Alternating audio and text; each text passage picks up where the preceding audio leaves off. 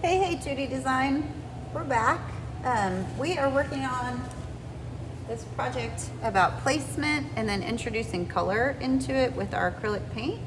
I finished these two earlier, but I was going to show you on this one, the one that we just painted, how we move into the next step. This one's still wet, so I'll work out this one later just for fun, but this is one that I had pre-cooked earlier.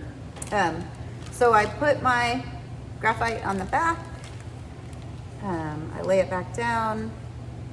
And then the key here is that you want to make sure that you're not pushing real hard with your hand because you're going to get it all schmutzy. But you can clean it up pretty easily. And I'm going to use a ruler when I actually go in to draw this. But I'm just going to really quickly mark it out and then kind of rework it.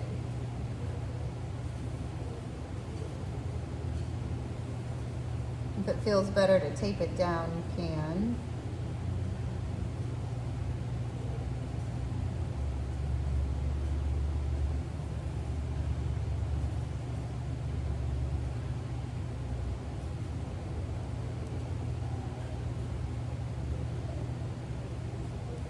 Quickly trace this guy back out on here.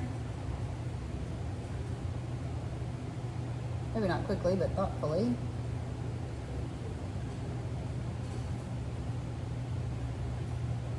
You don't want to do this step until it's really dry. I'm not really re-outlining the outside because I already know where it is, but if you want to, you can.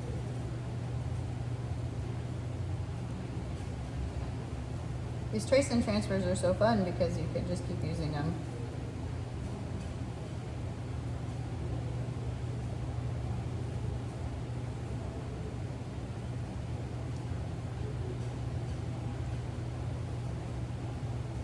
Before I take my hand off, I'm going to check and see that I got it all. Make sure I got this thing.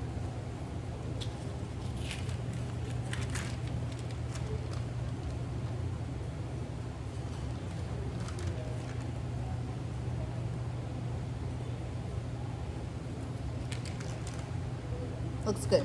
I'm not going to do these lines because I can make those up. Okay. So I'm going to be real careful with all this schmutzy stuff. And then with a paper towel or a clean towel, I can kind of get some of this off of here. And I can also go in and erase it carefully later. There we go. Close enough. Okay, so here's where you can make some decisions. You can use your black, your white, both of them. You can use your gel pen. You can use your Sharpie markers.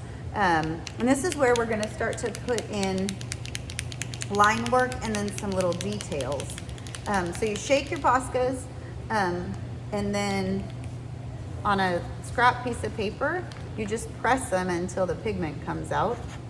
These will be not full of pigment when you first get them. And then the trick is that you can't bring your hand through it, so you're going to want to work your way across, otherwise it'll smear. So I'm just going to outline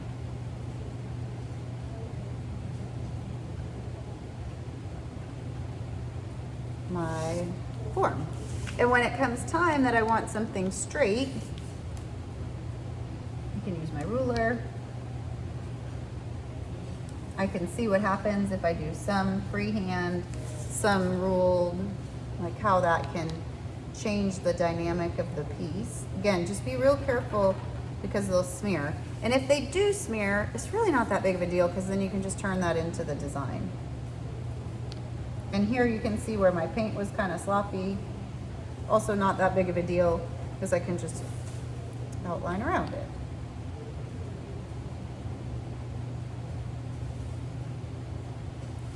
I'm gonna freehand this.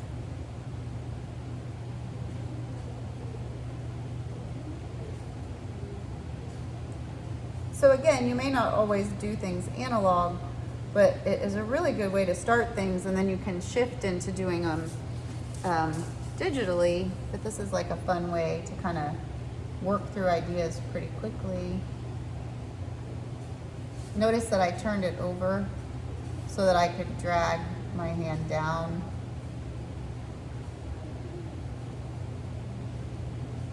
Instead of pushing. People love these Posca markers. They're just really lovely.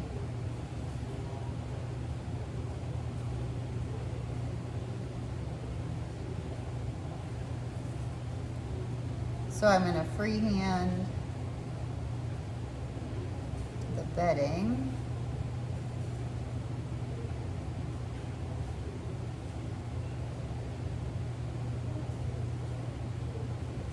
But I'm going to use my ruler for my line work.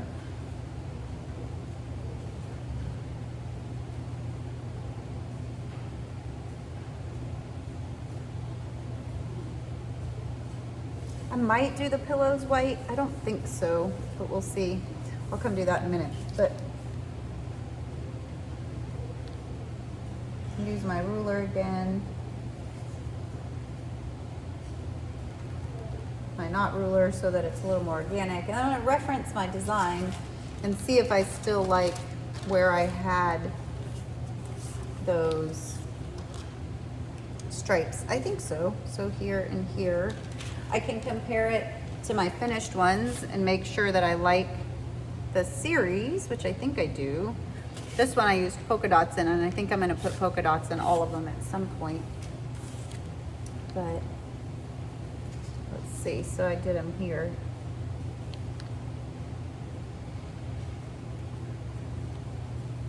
I can't drag my ruler over that or it will smear.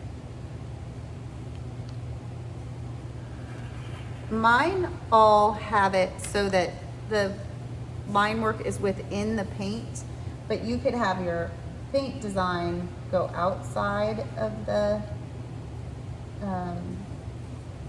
object itself. So there's a little figure and ground conversation happening.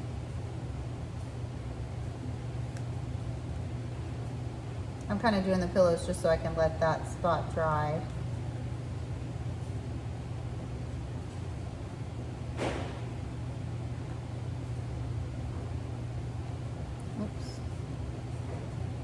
This is where you could do thick and thin marks. You could try to keep them all consistent. You can see, I'll come and do this in a minute. So now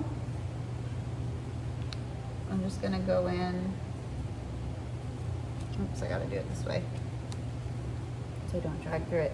And start to add my detail.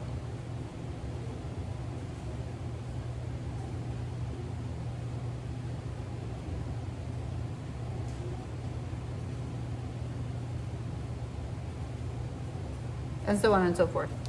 So I won't make you watch me finish it on the video, but this is where I could decide if I wanted to put white in it or if I wanted to add polka dots somewhere or do something cool to it. And I think it'll be fun. I'll outline this one too. I think it'll be cool to see how different when this one's flatter and this one has that kind of ombre value scale in it. Okay, so I'm excited to see what you make, and I will see you again soon with our next lesson. Okay, talk to you later.